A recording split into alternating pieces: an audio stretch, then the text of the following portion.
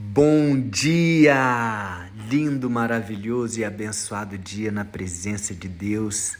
Hoje estamos no dia 768 do projeto Bíblia para Iniciantes. Vamos começar o último capítulo da segunda e última carta de Pedro à igreja, pelo menos que estão na Bíblia, né?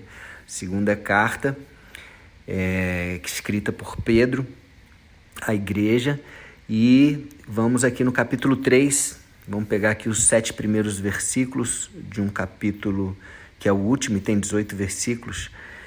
E, enfim, terminando aqui esse capítulo, já vamos começar as cartas de João, que são 3 cartas, que são maravilhosas também. Meu Deus, quanto aprendizado, quantos ensinamentos maravilhosos.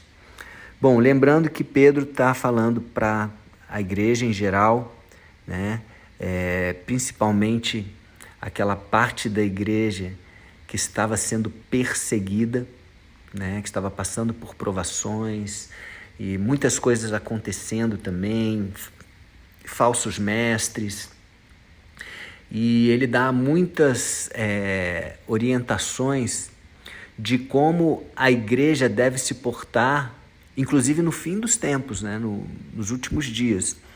E é sobre esse assunto que ele vai falar agora no começo desse último capítulo. Ele fala assim: meus queridos amigos, esta é a segunda carta que estou escrevendo a vocês. Nessas 2 cartas procuro despertar pensamentos puros na mente de vocês. Olha que interessante. Através da carta, ele está procurando incentivar, despertar pensamentos puros nas nossas mentes, né? Quando fala na mente de vocês, somos nós, né? A igreja que estamos recebendo. Então, que essas palavras que ele fala, que nós estamos lendo neste projeto, que elas limpem, né, a nossa mente de toda impureza, que elas limpem aqueles pensamentos negativos, ansiedade, medo ou desejos imorais, né, da carne, pensamentos que não provêm de Deus, ou seja, que essas palavras, né, o próprio Jesus fala, vocês estão limpos pela palavra, a palavra purifica, Jesus falou disso, e ele falou, né, que, quer dizer, na verdade João falou que ele era o verbo, né, a palavra que se fez carne, então nós devemos nos purificar através da palavra. E a carta de Pedro faz parte da palavra, porque Pedro foi usado e ainda continua sendo usado pelo Espírito Santo para nos trazer esses pensamentos puros, né? Purificar nossa mente. Continuando aqui, né? Fazendo com que lembrem dessas coisas. Então é importante que nós não apenas que a gente possa refletir na palavra, mas que a gente possa estar sempre lembrando dessas coisas, das palavras que ele colocou aqui para nós, que Deus colocou através de Pedro, né? Versículo 2. Quero que lembrem das palavras ditas há muito tempo pelos santos profetas e do mandamento do nosso Senhor e Salvador, que foi dado a vocês por meio dos apóstolos, que anunciaram o evangelho a vocês. Ou seja, ele fala aqui dos profetas do Antigo Testamento e fala também dos apóstolos do Novo Testamento. A importância das mensagens, das palavras que foram ditas, né, das profecias que se cumpriram, não só na vinda de Jesus, mas também que ainda vão se cumprir na volta de Jesus, né, nos últimos dias. Versículo 3. Primeiro, vocês precisam saber que nos últimos dias, olha só, ele está se referindo aqui aos últimos dias. Nos últimos dias vão aparecer homens dominados pelas suas próprias paixões. Lembra que no penúltimo dia do projeto, uma parte que ele fala muito forte é que cada pessoa é escrava daquilo que a domina. Então está dizendo aqui que vão aparecer homens que são dominados, ou seja, são escravos das suas próprias paixões. E ele diz assim, essas pessoas, né, que deixam essas paixões, suas próprias paixões dominarem a si mesmos, eles vão zombar de vocês. Versículo 4. E eles vão dizer, ele prometeu vir, não foi? E onde é que ele está? Falando de Jesus. Os nossos pais morreram e tudo continua do mesmo jeito que era desde a criação do mundo. Então fala que está demorando muito, né? Vocês falam que ele vai voltar, mas não está voltando. Está demorando demais. Versículo 5. Esses zombadores esquecem de propósito.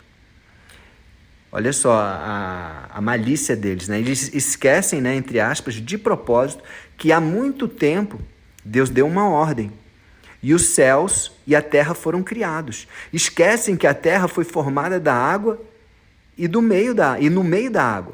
E também que pela água do dilúvio o mundo antigo foi destruído. Ou seja, o próprio Deus que criou a terra, que formou a água, né, que criou a terra da água, usou a própria água para trazer a destruição do mundo antigo, poupando apenas Noé e mais 7. Então, o que ele quer dizer? Deus é bom, Deus é maravilhoso, mas ele também usa, às vezes, a sua própria criação para trazer o julgamento dele, certo? Então, pela água do dilúvio, que a água que ele criou, o mundo antigo foi destruído. Vamos ficar aqui no versículo 7. Mas os céus e a terra que agora existem, olha só, os céus e a terra que agora existem estão sendo guardados pela mesma ordem de Deus, a fim de serem destruídos pelo fogo. Olha só, lá o mundo antigo foi destruído pela água, mas lembra que Deus fez uma aliança com o homem e com os animais e com toda a criação que nunca mais destruiria através da água. Porém, ele vai destruir através do fogo. Esse mesmo céu e essa mesma terra que foi criado, estão sendo guardados pela mesma ordem de Deus lá, que disse haja, né? Haja e houve. Está sendo guardado pela mesma ordem de Deus a fim de serem destruídos pelo fogo. Ou seja, vai vir o dia do julgamento. E esses falsos mestres estão dizendo, não vai ter, está demorando demais, disse que vinha e não veio até agora. Depois ele vai explicar mais à frente, não vou chegar lá hoje, vou terminar nesse versículo, mas vai explicar o porquê que está demorando. Então, estão sendo guardados para o dia do julgamento e da destruição dos que não querem saber de Deus. Ou seja, a terra e os céus estão sendo guardados para o dia do julgamento. E no dia do julgamento eles vão ser o quê? Destruídos pelo fogo. E não só o céu e a terra, também todas as pessoas que não querem saber de Deus. E aí, gente, é um texto, vamos dizer assim, pesado, né, de se ouvir. Poxa, Deus vai destruir o céu que ele criou, a terra que ele criou. Sim, vai destruir. Isso já está previsto lá nos santos profetas do Antigo Testamento. Ele mesmo falou e através dos apóstolos também isso é reforçado. Mas eu gostaria que eu e você, nós pudéssemos focar lá naquilo que o próprio Jesus falou em Apocalipse capítulo 21, o penúltimo capítulo da Bíblia, né? Eis que faço novas todas as coisas. Novo céu e nova terra ele vai fazer. Então, para que haja algo novo, algo antigo precisa morrer. Então, a semente para gerar uma árvore, ela precisa morrer. Para que o novo céu para que o novo céu e a nova terra venham, esse que ele criou, esse céu e essa terra que ele criou, vão ser destruídos.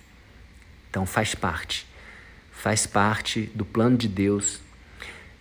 O importante é que eu e você estejamos preparados, não sejamos pegos de surpresa, porque isso já vem sendo falado desde lá do Antigo Testamento, através dos santos profetas, como Pedro falou aqui. Então, que eu e você possamos meditar nessa palavra, possamos estar prontos para isso, preparados, e que nós possamos viver a nossa vida de forma a agradar aquele que nos criou, para que possamos estar realmente com Ele nesse novo céu, nessa nova terra que Ele está criando justamente para que nós, filhos, né, família, noiva de Jesus, possamos estar juntos com Ele, celebrando por toda a eternidade. Amém? Então, é uma palavra pesada, é uma palavra dura, firme, mas ela existe o outro lado da moeda também. Então, vamos focar naquilo que é bom e, lógico, levar essa mensagem para as pessoas que estão fora dessa certeza da salvação, né? Como Paulo fala, né? Em Efésios, o capacete da salvação, a certeza da salvação. Amém? Vamos orar. Pai amado, Senhor, nós te agradecemos por mais esta palavra que nos purifica, que os nossos pensamentos sejam purificados. Pai, que nós possamos estar felizes ao saber que o Senhor vai criar um novo céu, uma nova terra, e não tristes em saber, não apegados como a mulher de Ló ficou olhando para trás, para a cidade lá de Sodoma e Gomorra e virou pedra. Que nós possamos olhar para frente, que nós possamos olhar para o alto, que nós possamos olhar para aquilo que o Senhor quer fazer, para os teus planos que são mais altos do que os nossos. Limpa a nossa mente de toda sujeira, nos purifica, e que possamos, Pai, receber esta palavra como uma boa notícia. Amém? Vem, Jesus, sobre as nossas vidas. Tu és o nosso Senhor e nosso Salvador. Te recebemos mais uma vez neste dia. Que o Senhor possa dominar as nossas vidas, dominar os nossos pensamentos, sentimentos, nossas palavras e atitudes. Em nome de Jesus. Amém? Obrigado, Pai. Obrigado, Jesus. Obrigado, Espírito Santo. Um beijo no coração e até o próximo dia do projeto.